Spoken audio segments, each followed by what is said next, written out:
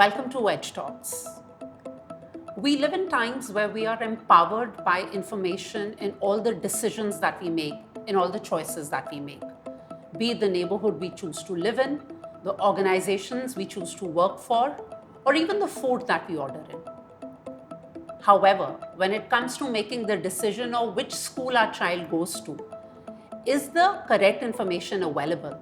The information that is available, is that even reliable? These important questions on information asymmetry and the impact it is having on the Indian education system is our topic of discussion today.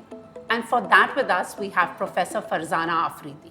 Farzana Afridi is a professor of economics at the Indian Statistical Institute, the lead academic of International Growth Center's India program, and a research fellow at the IZA. While Farzana's primary interests focus on gender, social identity, human capital, and governance, she shares our passion of quality learning for all children in India.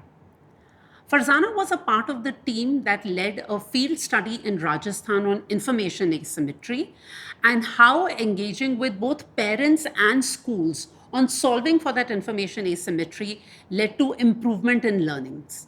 Welcome to Edge Talks, Farzana. We've read your study of the work on information asymmetry that your team did in Rajasthan. But before we delve into that, please share with us what is your understanding of how information asymmetry plays out in the context of the Indian education system. Yeah, I think that's a very important question to begin with. So let me first try to explain what information asymmetry is in an economics context, just generally speaking. So think of two sides of the market. There's a buyer and there's a seller, right? So the seller is trying to sell a product to the buyer, and given that the seller is the one who's produced the product or owns it or both, the seller is more likely to have an idea of what the quality of that product is, right? And the buyer is not going to have full information on what this quality is.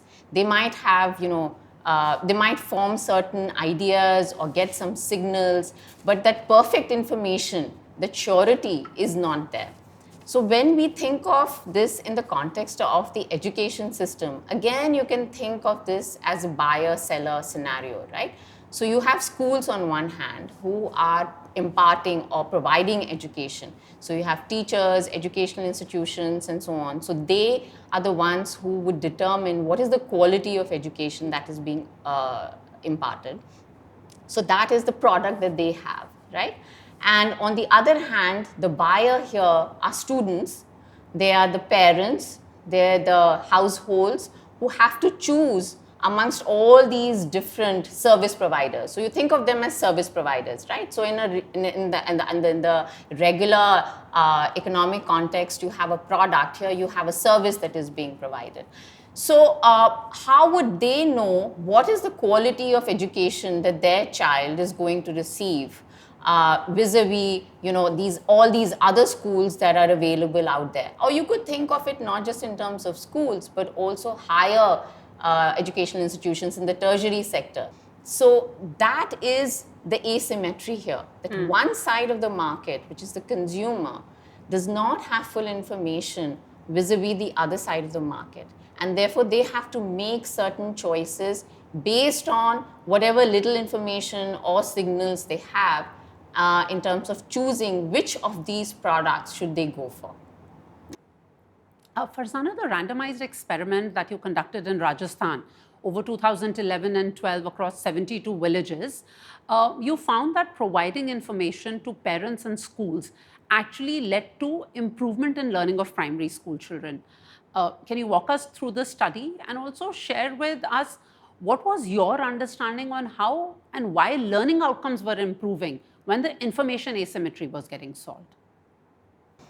So over a period of a year, let's say, you have an academic year, right? So 12 months. We went to Ajmer district, which is in Rajasthan, starting in 2011 and going on till 2012, where we sampled, so I would not say sampled, so this was the entire census block. So, within a district, you will have blocks, right? So within the block, we sampled all the schools both public as well as private, that existed. So let's think of that as the education market in that block. And the reason I'm calling that the market itself is because when it comes to lower levels of schooling in primary, where we were looking at grades 4 and 5, and these are the grades which are then going to transition to secondary schooling. So very often parents might also be making choices in terms of moving from primary to secondary. You might switch schools, for instance. And also that is a grade where you start caring about learning outcomes. You may not, as a parent, care so much at grades 1 and 2. So our focus was on grades 4 and 5, and we looked at the entire primary school market here. And the reason we focused only on the block is that parents are unlikely to send their kids outside or very far away when it comes to such low levels of schooling, right? So you can think of that as the entire market. Now let's think of this problem of asymmetric information, right? So what we did was that we had what is called a randomized control trial, in the sense that given all these 75 the schools that we had, I think, no, 75 weren't the schools. I think we had more than that. We had 160 schools. Okay. So once we I think there were 72 villages? Yeah, 72 villages, and then about 160 schools.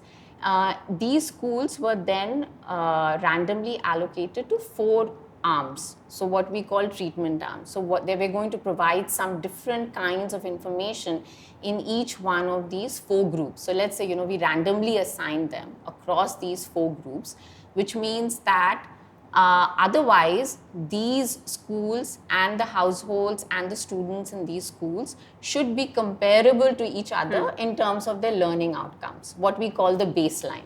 So before we begin with any intervention, providing any information.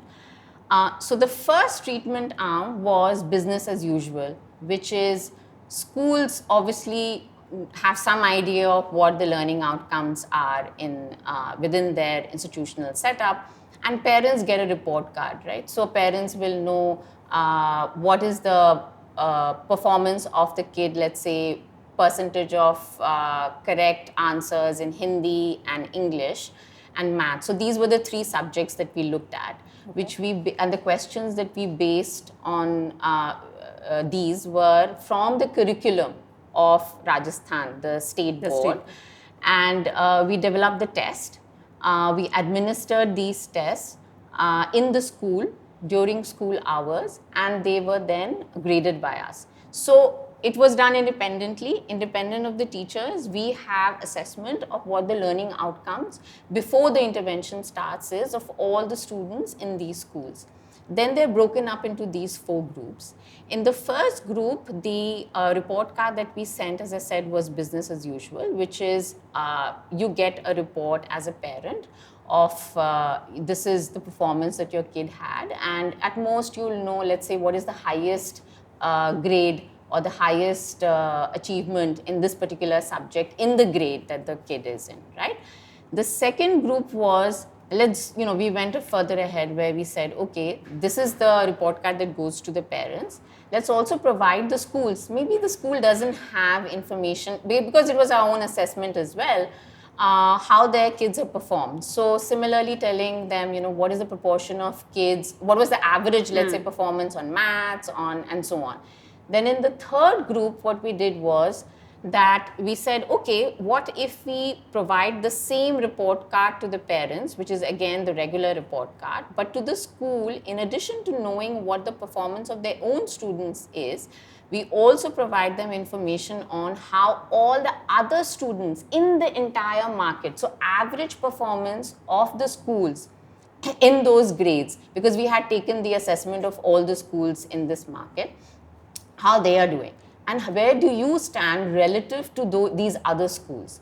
And then the final treatment was where we said, okay, we need to provide more information to the parents as well, because the parents in all these 3 treatments knew only how the child was doing and relative to other children within the same grade. But now we also want to know how they are doing relative to other children in the same grades in other schools in the entire market, right? So what you see here is, you have these bar charts. which sort of make it visually very easy to see. Because remember, this is a rural context that we are looking at.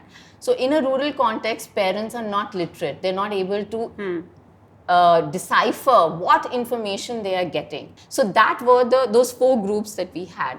And then what we did was that after we discussed these report cards, both with the parents, provided it to them at home and the schools, we went back at the end of the academic year to the same students and again tested them on the same levels of questions, levels of difficulty, and for the same subjects. And we wanted to see whether providing this information has had any impact on the learning outcomes of the children. And what we found was that it was only in the last treatment arm where both the schools had information on how they themselves were performing and what their performance was relative to other schools. Plus, the parents also knew how their child was performing and how the child's performance was relative to all other children in other schools within the entire market. We saw that there was a significant, more than a 1/3 standard deviation improvement in the learning outcomes of the students in that treatment arm. How should we interpret this result now, right? Why is it the case that we did not see any effects in the other 3 groups, but we saw only effects in this 4th group? And the second thing that I wanted to point out also was that we broke up our results by public schools and private schools. And what is interesting is that we did not see any improvement, any movement whatsoever across all the 4 groups for public schools. We saw this improvement in the last group where the relative information, the comparative information was provided to both sides of the market in the private sector, in the private schools only.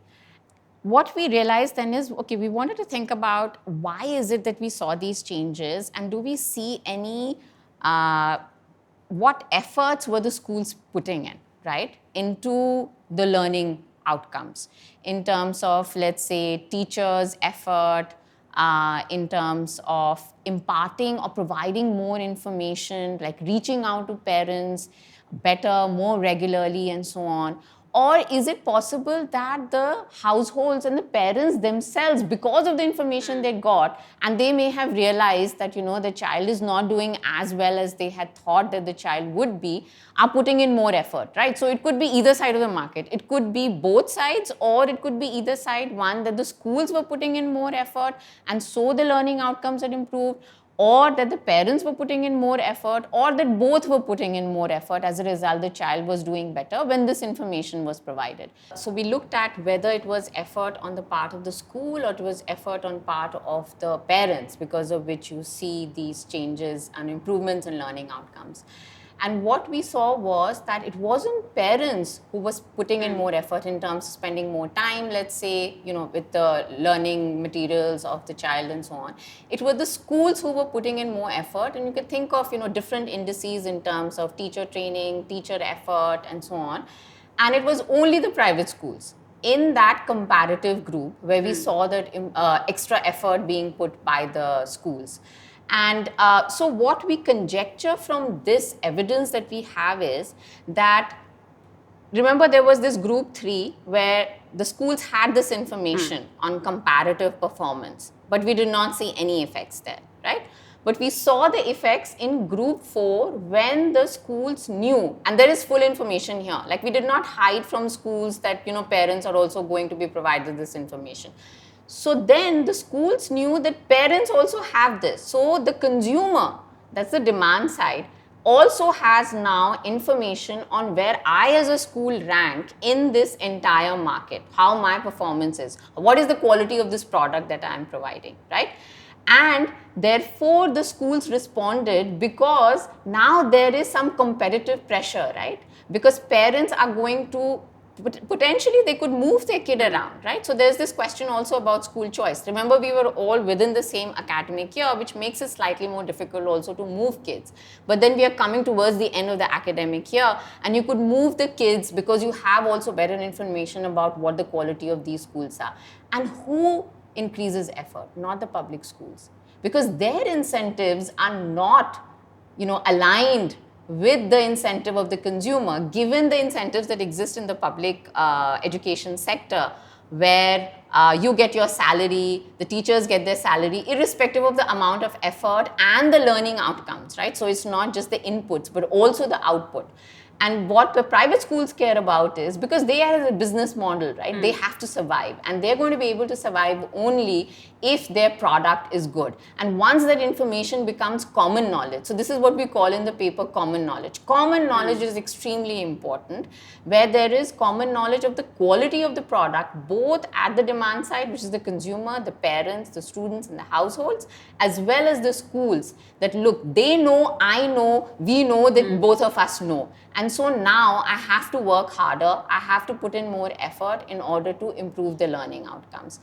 And Farzana, as a part of your field experience in Rajasthan, what is your understanding on what factors were driving the parent choice? You know, some of the data that we have from your studies, only about half the villages even had a private school. Yeah. And on an average, government and private combined, there were about 2.2 schools per village. Yeah. So pre the treatment, what were some of the factors which were driving the parent choice? Yeah, I think it's multidimensional. It's not, single dimension on which parents are looking at in terms of choosing schools. First of all is the cost, of course, and the location. We are looking at young kids in primary schools. They're not going to send them very far. At most, they can send them to schools which are just outside the boundary of the village, so within the panchayat, let's say, right? So a panchayat is a collection of 4 or 5 villages. And what we noticed was that parents who really care about their children's learning are not necessarily constraining their children to within the village. So though we might think that there was only one private school available on average within a village, the reason we looked at the entire market was precisely because we could see that some of the kids were moving out of the village. So sometimes a private school might be in a neighboring village within the same panchayat, or in a neighboring panchayat and so on. And then the parents are willing to send at least at grades 4, 5, and they're going to do more so when you look at secondary schooling. And of course, with the public sector also, the schools get further away, right? So you don't have primary schools available within a 1 kilometer radius. You're going to have secondary schools, high schools, which are further away. But also that then the choice set becomes bigger, right? The choice set is going to become bigger. So I think it would not be correct to think in terms of just what is available within a small radius. When parents become aware of quality and they're looking at various options, they might be willing also to send their kids further away. So that's one. So there's cost, but cost also then whether it's the private sector or the public sector, as I pointed out to you earlier, parents these days, or at least before the pandemic struck us, were, their priority is to improve learning outcomes, to get the best out of the education system possible. And they were willing to put in money by sending to these more costly private schools. And that's the reason why the existence of these private schools has also increased. The number has gone up. The other thing, of course, is not just the cost, then you're going to balance cost with the quality of the education. And one of the things that we did at Baseline was try to understand whether parents really had a good idea of what the learning outcome of their child is. So remember, we took the tests of these kids. So we had an assessment, what their level is. And what we realized is that there's a huge gap between what the parents think their kid is learning versus what the actual learning of the kid is. And so this gap is that parents expect, or rather not say expectations, their impression is that the learning outcomes are way higher than they actually are. And so this gap was very big, right? So what we figured is that of course, everybody wants their kids to have better learning outcomes. They don't seem necessarily to be getting that. Also, there is this desire to impart English. So in English, again, this gap was interestingly reversed, which is that parents thought that, nahi, ye itna acha nahi hoga iska English, but the kids were actually doing better, but that was in the private sector, which is the hope of many parents who send their kids to the private sector, right? So cost, the quality of learning that they're having, and the third thing that was important to them was discipline and their peers. So I think the peer thing, which was very interesting, which came out in qualitative interactions with the parents. What is it that you care about, and they would say that, teacher आती है regularly, कम से कम बैठ कर के एक जगह discipline होगा, कुछ सीखेगा, ये नहीं कि इधर उधर भाग रहे हैं, लड़ाई झगड़ा कर रहे हैं, that kind of thing, right? So I think these 3 dimensions which we know, we are aware of, right? Cost, quality, and to some extent, let's say the regularity of teachers, the environment that exists in these schools, and what kinds of peers that you have, how does that help you develop as a student, becomes very, very important for these parents.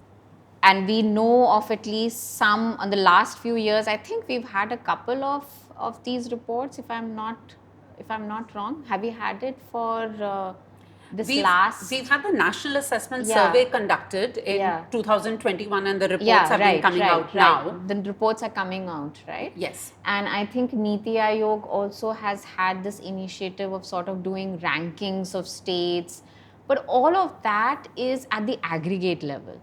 And I think while that's a first step, what I'm trying to emphasize over here is that having an understanding of the comparatives also becomes very important. So one is, it's fine that I understand, how the school is performing, and then I can aggregate it, let's say at the district level or even at the block level. I haven't seen data which is at the village level.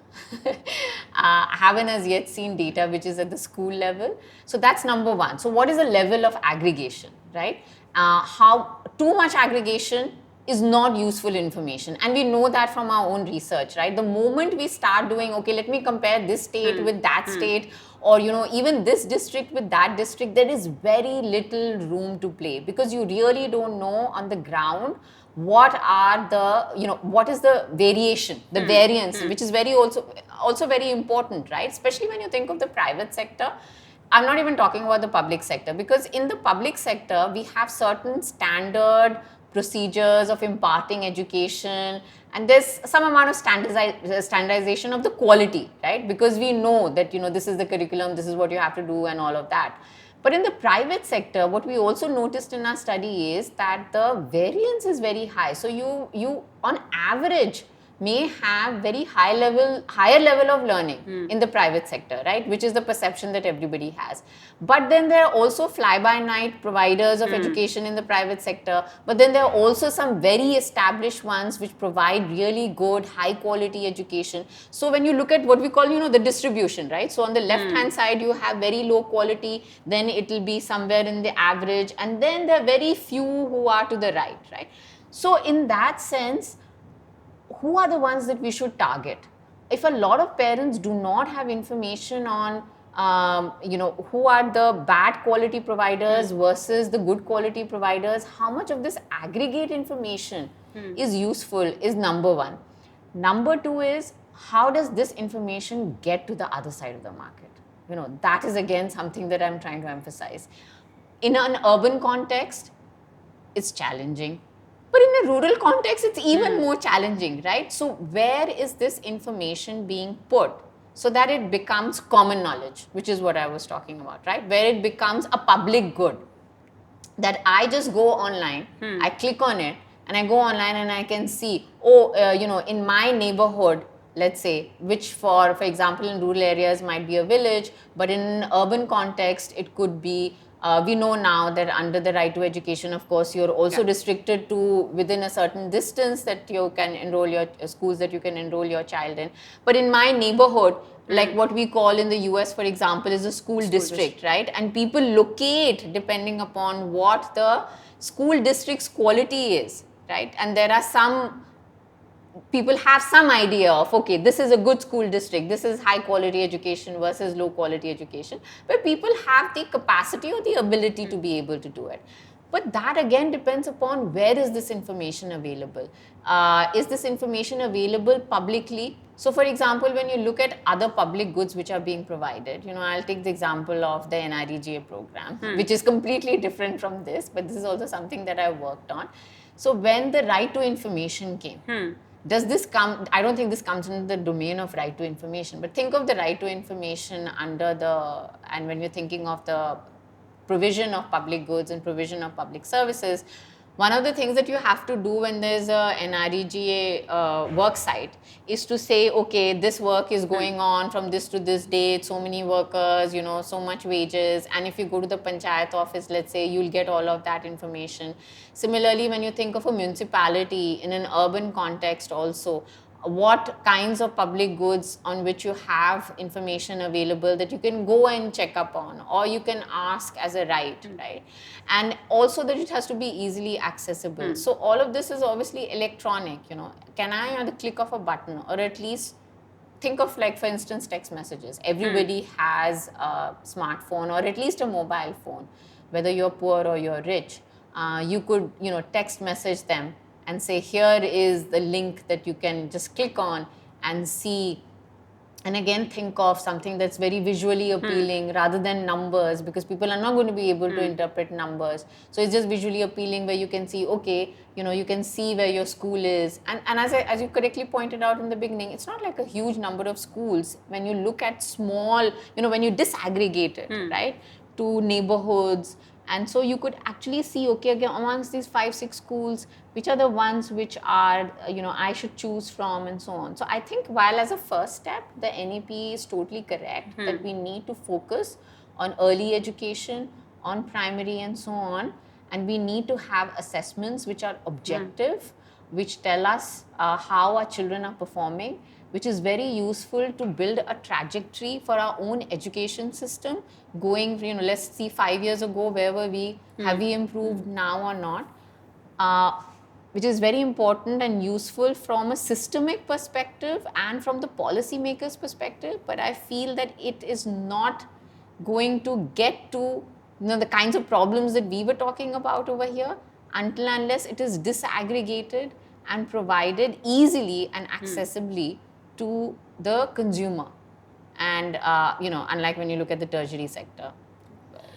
And just building on those points, Farzana, what I've understood as the two specific issues that you've highlighted is what level of aggregation makes it meaningful for any sort of decision-making, action, or even a more nuanced understanding, right? That somewhere averages hide that disparity. Second is access becomes important.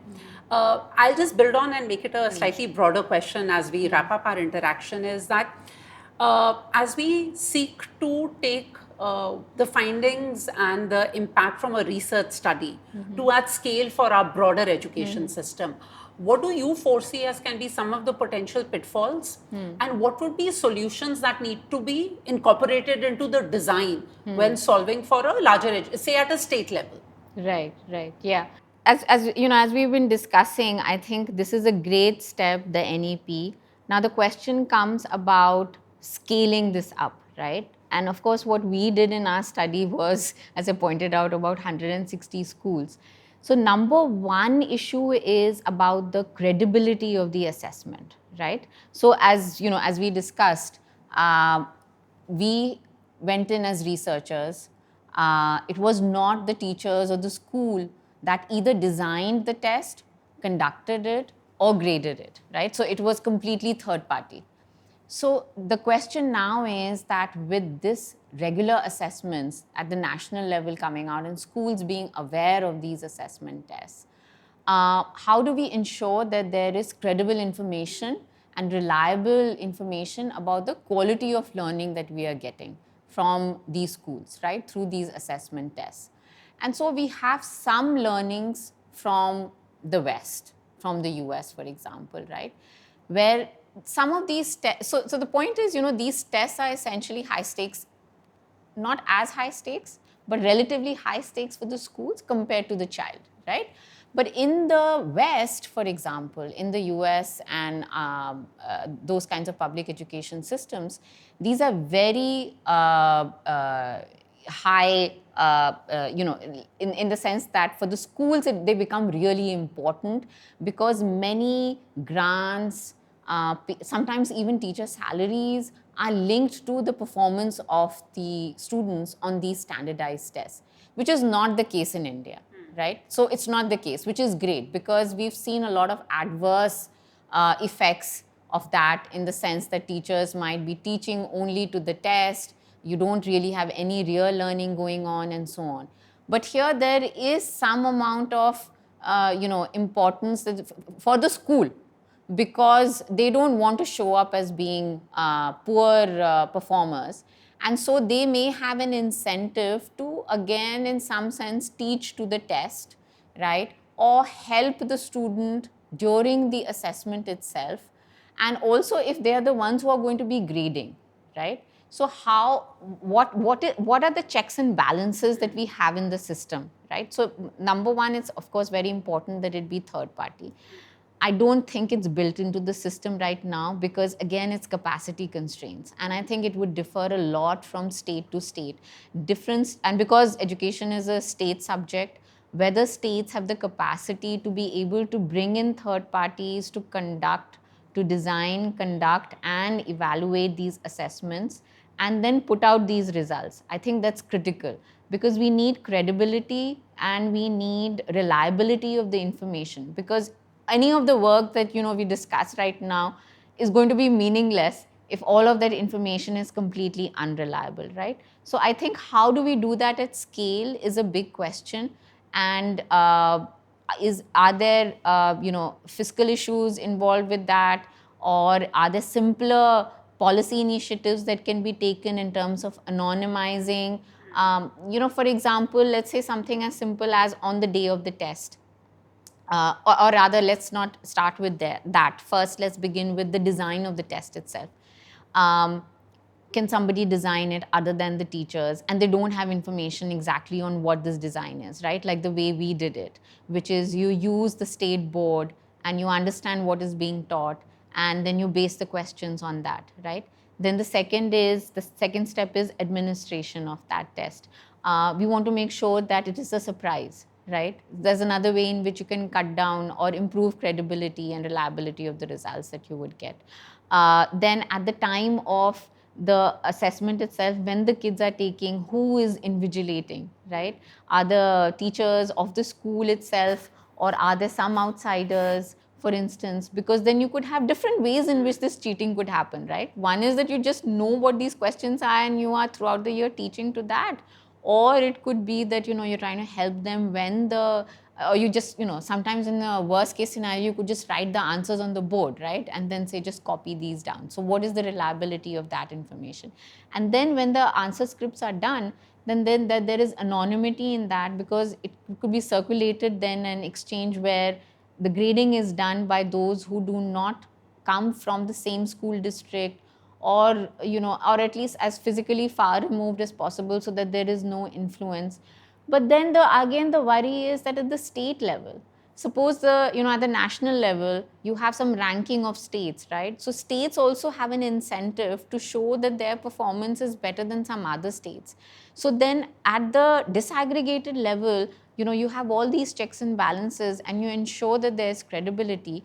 But how are you going to ensure once it goes to the higher levels of the government, from the state, and then finally also to the national level, right? There are always these incentives and disincentives in a sense going in different directions, because earlier there also used to be these reports that the DOE, the Directorate of Education, used to come up with, where they used to give you grade 5 performance. And remember, in grade 5 some years ago we used to have a board, right? And it used to be a standardized exam where all primary kids would take grade 5 and then they would go to a different school depending upon their performance if they didn't have higher grades within the same school.